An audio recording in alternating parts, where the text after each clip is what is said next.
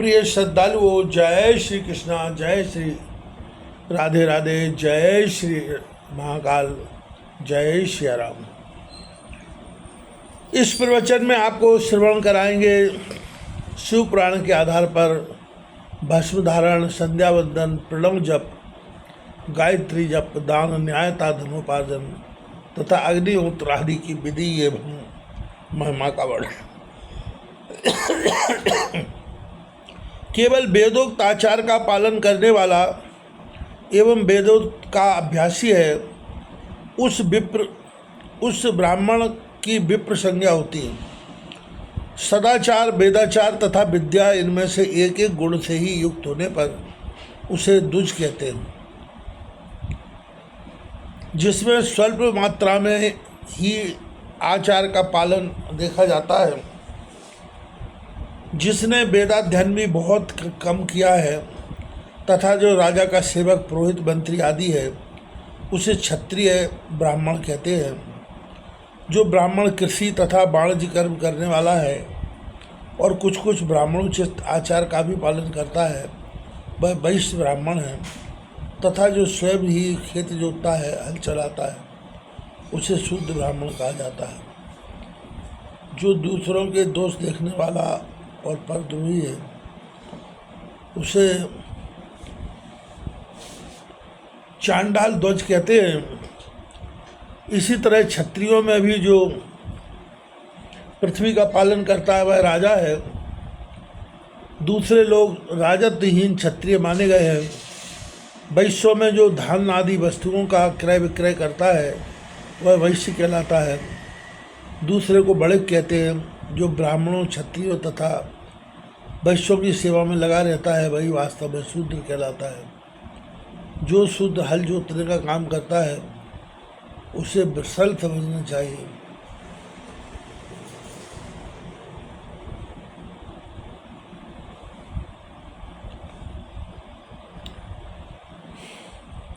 सेवा, शिल्प और कर्षण से भिन्न वृत्ति का आश्रय लेने वाले शूद्र दस्यु कहलाते हैं। उन सभी वर्णों के मनुष्यों को चाहिए कि वे ब्रह्म मुहूर्त में उठकर पूर्वाभिमुख हो। सबसे पहले देवताओं का, फिर धर्म का, अर्थ का, उसकी प्राप्ति के लिए उठाए जाने वाले क्लेशों का तथा आय और व्यय का भी चिंतन करें। रात के पिछले पहर को उषा काल जानना चाहिए। उस अंतिम पहर का जो आधा या मध्य भाग है, उसे संधि कहते हैं। उस संधि काल में उठकर दुष्ट को मलमूत्र आदि का त्याग करना चाहिए। घर से दूर जाकर बाहर से अपने शरीर को ढके रखकर दिन में उत्तराभिमुख बैठकर मलमूत्र का त्याग करना चाहिए।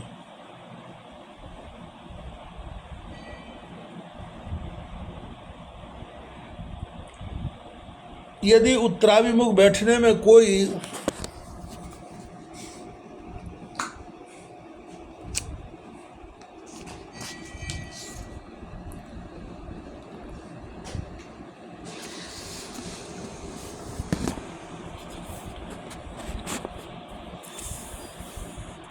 रुकावट हो, तो दूसरी दिशा की ओर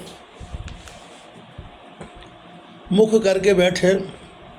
जल, अग्नि, विप्र आदि तथा देवताओं का सामना बचाकर बैठे। मल त्याग करके उठने पर फिर उस मल को न देखें।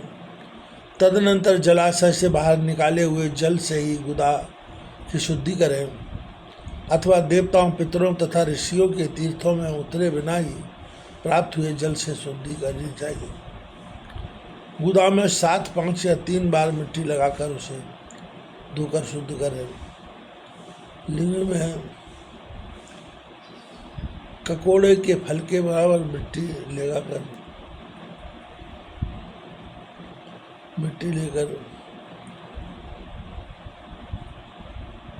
लगाए और उसे धो दें। परंतु गुदा में लगाने के लिए एक पसर मिट्टी की आवश्यकता होती है। लिंग और गुदा की शुद्धि के पश्चात उठकर अन्यत्र जाएं और हाथ पैरों की शुद्धि करके 8 बार कुल्ला करें। जिस किसी वृक्ष के पत्ते से अथवा उसके पतले काष्ठ से जल के बाहर दत्वन करना चाहिए, उस समय तर्जनी अंगुली का उपयोग न करें।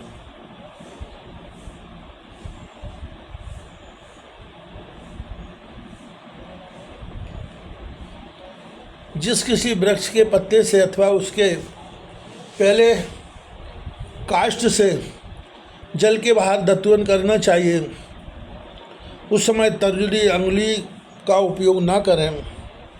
यह दंत शुद्धि का विधान बताया गया है। तदनंतर जल संबंधी देवताओं को नमस्कार करके मंत्र पाठ करते हुए जलाशय में स्नान करें।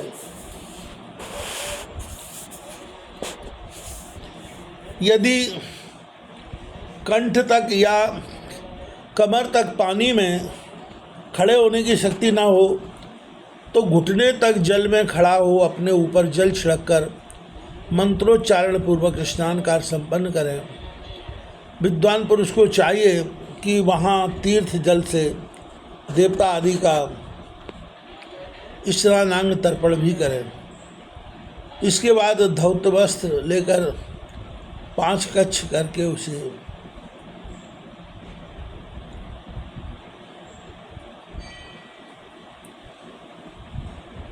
इसके बाद धौत वस्त्र लेकर पवित्र कच्छ करके उसे धारण करें। साथ ही कोई उत्तरीय भी धारण कर लें, क्योंकि संध्यावंदन आदि सभी कर्मों में उसकी आवश्यकता होती है। नदी आदि तीर्थों में स्नान करने पर स्नान संबंधी उतारे हुए वस्त्रों को वहाँ न धोएं। स्नान के पश्चात विद्वान पुरुष भीगे हुए उस वस्त्र को बावड़ी में कुएं के पास अथवा घर आदि में ले जाएं और वहाँ पत्थर पर, लकड़ी आदि पर, जल में या स्थान में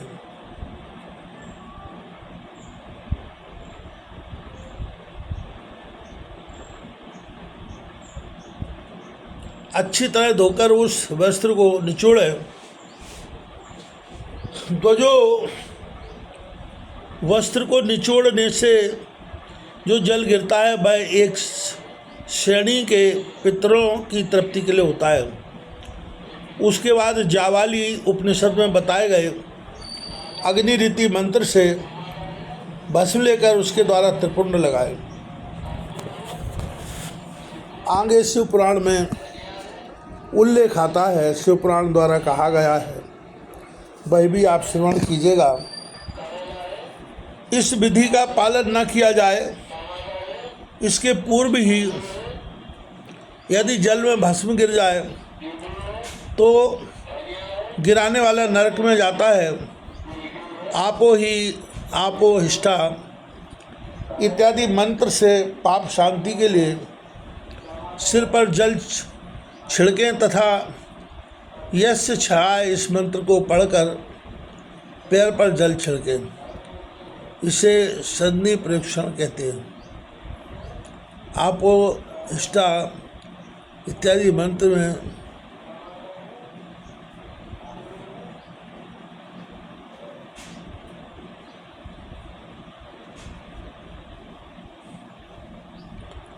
तीन ऋचाएँ हैं और प्रत्येक ऋचा में गायत्री छंद के 3-3 चरण हैं।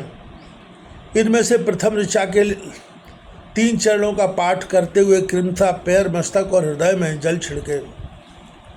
दूसरी ऋचा के 3 चरणों को पढ़कर क्रमशः मस्तक, हृदय और पैर में जल छिड़के तथा तीसरी ऋचा के 3 चरणों का पाठ करते हुए क्रमशः हृदय, पैर और मस्तक का जल से प्रोक्षण करें।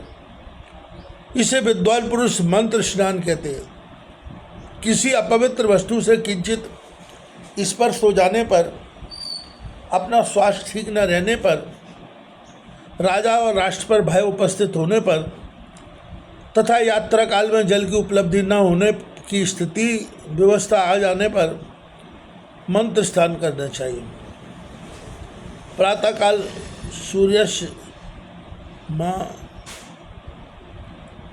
मनुष्य इत्यादि सूर्यानुभाग से तथा सायंकाल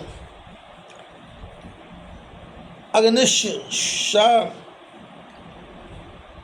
मनुष्य इत्यादि अग्नि संबंधी अनुवाक से जल का आचमन करके पुनः जल से अपने अंशों का प्रोक्षण करें। मध्याह्न काल में भी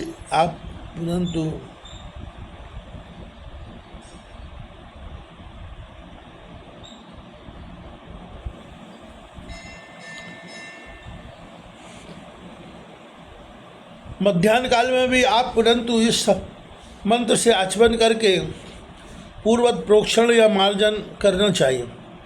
प्रातःकाल की संध्योपासना में गायत्री मंत्र का जप करके 3 बार ऊपर की ओर सूर्यदेव को अर्घ्य देने चाहिए। विप्रो मध्याह्न काल में गायत्री मंत्र के उच्चारण पूर्वक सूर्य को एक ही अर्घ्य देना चाहिए। फिर सायंकाल आने पर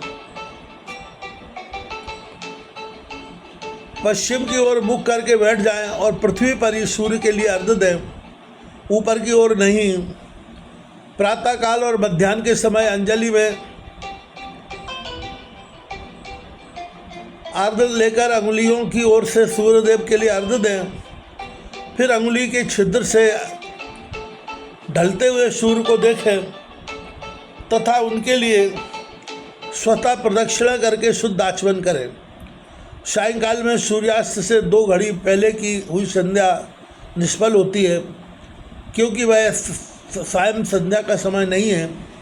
ठीक समय पर संध्या करनी चाहिए, ऐसी शास्त्र की आज्ञा है। यदि संध्योपासना किए बिना दिन बीत जाए तो प्रत्येक समय के लिए क्रमशः प्रायश्चित करना चाहिए। यदि एक दिन बीते तो प्रत्येक बीते हुए मध्याह्न काल के लिए नित्य नियम के अतिरिक्त ही स्व गायत्री मंत्र का अधिक जप करें। यदि नित्य कर्म के लुप्त हुए 10 दिन से अधिक बीत जाएं तो उसके प्रायश्चित रूप में 1 लाख गायत्री का जप करना चाहिए। यदि 1 मास तक नित्य कर्म छूट जाए तो पुनः अपना उपनयन संस्कार करावें। अर्थ सिद्धि के लिए ईश, गौरी, कार्तिकेय, विष्णु, ब्रह्मा, चंद्रमा और यम का तथा ऐसे ही अन्य देवताओं का भी शुद्ध जल से तर्पण करें। फिर तर्पण कर्म को ब्रह्मार्पण करके शुद्ध आचमन करें। तीर्थ के दक्षिण प्रशस्त मठ में, मंत्रालय में, देवालय में, घर में अथवा अन्य किसी नियत स्थान में आसन पर स्थिरतापूर्वक बैठें।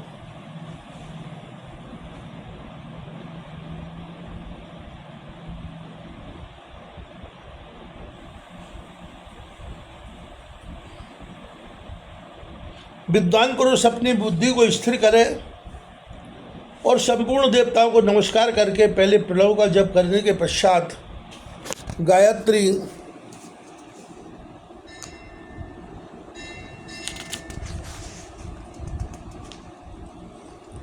मंत्र की आवृत्ति करें।